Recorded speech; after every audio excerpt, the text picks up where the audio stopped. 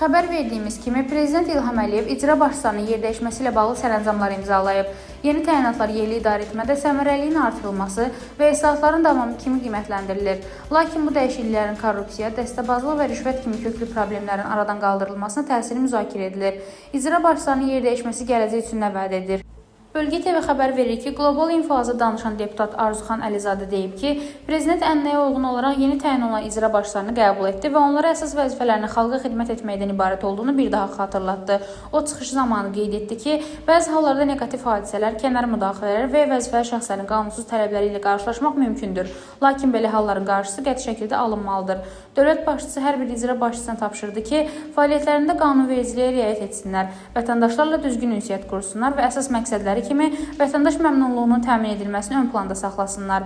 Təəssüf ki, son illərdə artıq 9-10 icra başçısı əsasən oxşar korrupsiya və vəzifə səlahiyyətlərindən sui-istifadə maddələri ilə ittiham olunaraq cinayət məsuliyyətinə cəlb edilib. Onların bir qismi barəsində məhkəmə qərarı çıxarıb, digərlərinin işləri isə istintaq orqanlarında araşdırılır.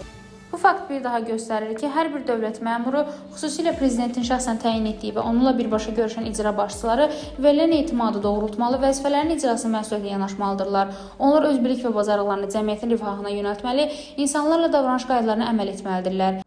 Prezident sözügedən şəxslərin daim diqqət mərkəzində olduqlarını, eyni zamanda yaxın ətrafları və qohumlarının davranışlarını da izlədiyini vurğuladı.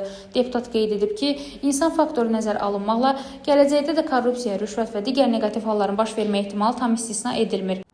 Belə halların ümumiyyətlə baş verməməsi arzu olunandır. Hər bir vəzifəli şəxs, istər icra başçısı, istərsə digər rəhbər postu olan məmur, dövlətin etibarını doğrultmalı, öz işini şəffaf, ədalətli və məsuliyyətli şəkildə qurmalı, vətəndaşlarla işləməkdə ehtiyatlı davranaraq ümumi məmnunluğu təmin etməlidir. Rəna Rövşənqızı, BTV.